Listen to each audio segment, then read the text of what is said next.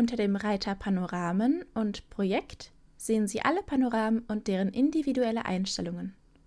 Wechseln Sie zu Hotspots. Hier können Sie zwei Panoramen miteinander verbinden, indem Sie per Drag and Drop ein Panorama auswählen und es an die gewünschte Stelle des momentan sichtbaren Panoramas ziehen.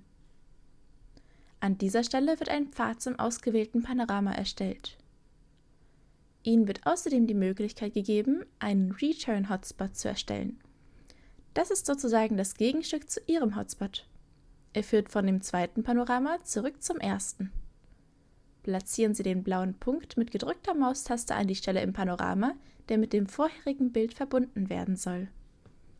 Dann klicken Sie auf Hinzufügen. Ihre beiden Panoramen sind nun in beide Richtungen verlinkt.